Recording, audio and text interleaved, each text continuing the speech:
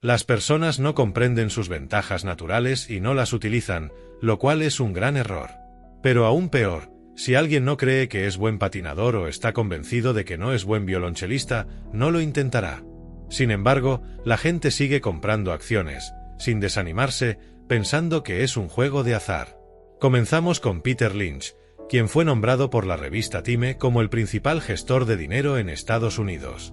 Durante los 13 años que dirigió el fondo Mellon de Fidelity, este fue el fondo mutuo de renta variable general más destacado. Su nuevo libro, Beating the Street, ofrece consejos sobre cómo elegir acciones y maximizar ganancias. Está aquí para hablar de muchas cosas. Bienvenido al programa. Escribiste un libro llamado One Up on Wall Street, que creo es uno de los libros más vendidos sobre Wall Street. Si no me equivoco, puedes corregirme. Entonces, ¿por qué escribir otro? Creo que la razón por la que lo hice es porque en el primero intenté explicar a la gente las grandes ventajas que tienen, sus bordes, y que deberían involucrarse en las acciones, pero hacerlo de la manera correcta. Y, obviamente, no causé una gran impresión porque el porcentaje de activos de las personas invertidos en acciones ha disminuido. En 1960, la gente tenía el 40% de sus activos financieros, incluyendo sus casas, en acciones y fondos mutuos. En 1980, eso bajó al 25% y ahora está en el 17%. ¿Y por qué crees que sucede esto? Creo que en la década de los 80, que fue la mejor de este siglo para las acciones, las personas lograron perder dinero por sí mismas porque sus métodos eran tan defectuosos. Así que realmente quería que la gente comprendiera que no quiero que nadie compre acciones sin saber qué hacer. Si vas a comprar acciones, debes hacer ciertas cosas bien. Si no estás dispuesto a hacerlo, deberías dejar tu dinero en el banco. Tu filosofía es simple, y la recuerdo del libro anterior. Creo que estamos hablando del libro anterior, ¿correcto? Tu filosofía era que si encuentras algo con lo que te identificas, recuerdo la historia de tu esposa y sus pantimedias. Tu esposa guardó todas las piernas de los panties, ¿verdad? Y ella dijo que eran lo mejor que había visto. Y cuando tu esposa dijo eso, supiste que era un buen producto. También solías alojarte en los moteles La Quinta, donde el servicio era mejor y el precio también era bueno. Dijiste, este es un buen producto, y si estos tipos están haciendo un buen producto, sus ganancias van a subir, por lo tanto, las acciones van a subir. Ese es el tipo de proceso de toma de decisiones que debería seguir, ¿no? Exactamente. No creo que la gente entienda que hay una correlación del 100% entre lo que sucede con las ganancias de una empresa a lo largo de varios años y lo que sucede con las acciones. Si McDonald's ha sido una gran empresa, las acciones han ido muy bien. La gente se preocupa demasiado por la oferta monetaria, por el precio del petróleo, por quién es el presidente o quién está siendo nominado para la Corte Suprema. Nada de eso tiene que ver. Si las ganancias de McDonald's aumentan en los próximos 10 años, las acciones también subirán. Lo que la gente te dirá, Peter, es que, como sabes, y aunque es divertido decirlo, estas otras cosas influyen en la cantidad de ganancias de una empresa en particular. Si estamos en una recesión, la gente no gastará tanto dinero en ir al cine o en lo que sea que hagan, y por lo tanto, tienes que prestar atención a estas otras cosas porque impactan en las ganancias. Son muy importantes, pero no tienes idea de lo que van a hacer. Alan Greenspan es el jefe de la Reserva Federal, y él mismo no puede predecir las tasas de interés. Sería el primero en influir en ellas, pero no puede predecirlas. No puede prever cuáles serán las tasas de interés a largo plazo dentro de 1 año, 2 años, 3 años. Incluso está sorprendido de lo bajas que están ahora. Entonces, ¿cómo voy a predecir las tasas de interés? ¿Cómo voy a predecir la economía? ¿Recuerdas la recesión del 82, verdad? En 1982, con una tasa preferencial del 20%, 14% de desempleo, 12% de inflación. No recuerdo que nadie me dijera en 1980 o 81 que eso iba a suceder. De repente, tuvimos la peor recesión desde la Gran Depresión y no lo leí en el periódico, así que es una locura pensar en estas cosas. Aquí hay una cita tuya. Poseo Dunkin' Donuts. Cuando tienes Dunkin' Donuts, no tienes que preocuparte por las importaciones coreanas ni por las cifras de la oferta monetaria como M2 o M3. Esta es la manera de ganar dinero.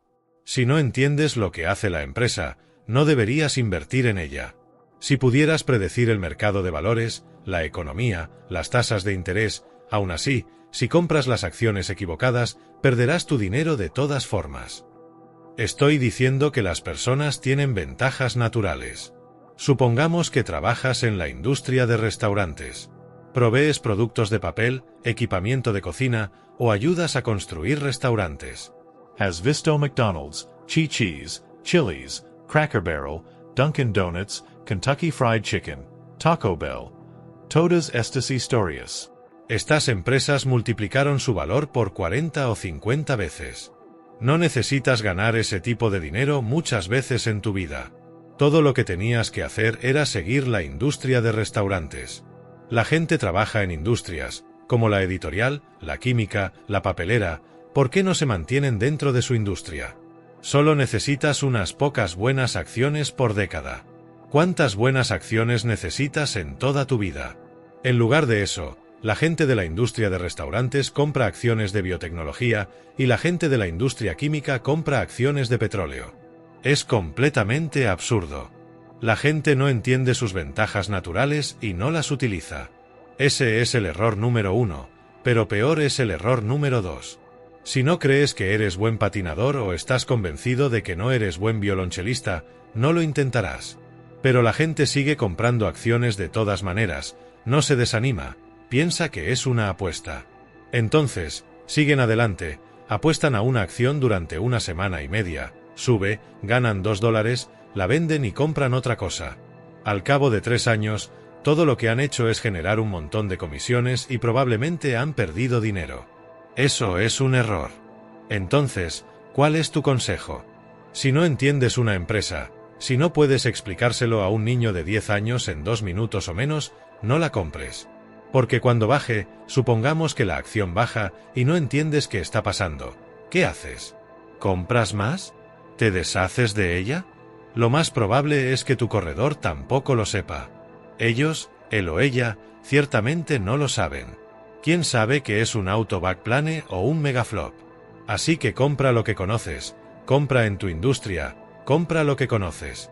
Supongamos que no tienes una industria, no sabes mucho de ella, entonces compra empresas locales, empresas de tu propia industria. 10 años después de que Walmart salió a la bolsa, ya con 25 años en el mercado, podrías haber comprado sus acciones y haber multiplicado tu dinero por 50. Esto, si las hubieras comprado 10 años después de que salió a la bolsa, cuando ya había subido 5 veces. Entonces, podrías haber multiplicado tu dinero por 250 veces. Pero, digo, si estabas en una ciudad y Walmart llegó, dijiste, «Wow, estos precios son geniales, están haciendo un trabajo estupendo, me gustan las ofertas». Lo verificast, investigast un poco. La gente es muy cuidadosa cuando compra un lavavajillas, investigan. Pero ponen $10,000 en una acción de la que escucharon en un autobús.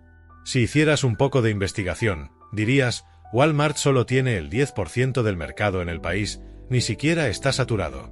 ¿Por qué no podrían expandirse al resto del país? Entonces, ¿es esto más de lo mismo? Sí, es más de lo mismo, pero también doy ejemplos con un poco más de detalle. De hecho, me muestro en acción. Elegí 21 acciones a principios de 1992. Algunas funcionaron, otras no. Sigo esas empresas, algunas mejoran en sus fundamentos, otras se deterioran. Observo cómo evolucionan durante el año.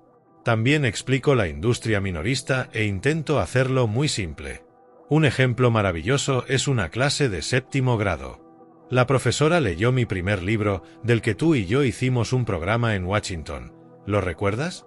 Eso fue hace mucho tiempo. Ella empezó a enseñar sobre el mercado de valores en una clase de 7º grado.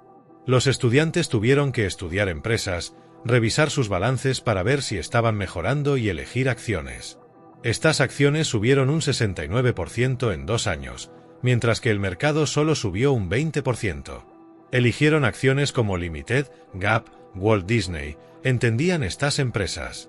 También eligieron IBM y perdí dinero con esa. Sí, todos cometemos errores, pero en general hicieron un buen trabajo.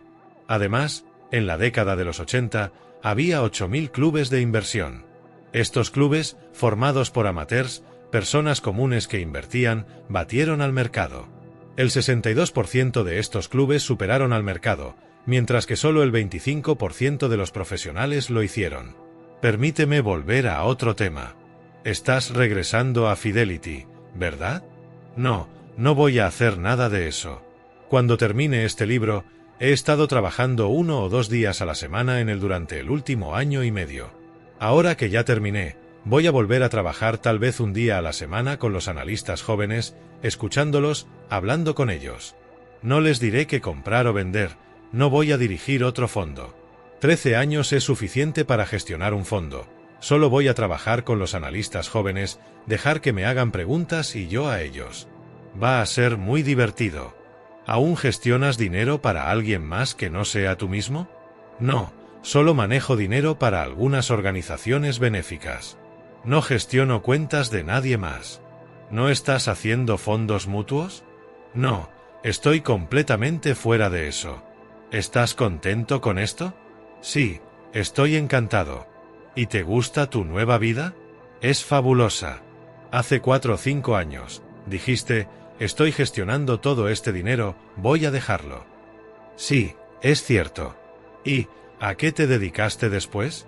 Bueno, en realidad, quería pasar más tiempo con mi esposa y mis hijos. Fue una situación interesante porque amaba mi trabajo y me gustaban las actividades fuera del trabajo. Cuando era joven, no estaba involucrado en actividades benéficas hasta que tenía 30 años. Las actividades con niños pequeños son diferentes. Solo les lees un libro y les dices buenas noches y se duermen. Pero cuando crecen, se necesita más tiempo. Disfruté mucho de la familia. Me iba a trabajar a las 6 de la mañana y volvía a las 7 de la noche, 6 días a la semana, viajando desde Boston 14 días al mes. Era demasiado. Así que dije, no puedo más. Afortunadamente, había ganado suficiente dinero para decir que podía renunciar al trabajo, sin tener que renunciar a la familia ni a las actividades externas. Entonces, ¿qué hiciste luego? Reduje mi horario de trabajo de 80 o 90 horas a la semana a unas 40 o 50 horas. Por la mañana, preparo desayunos y almuerzos para los niños, hago las tareas de ortografía y español.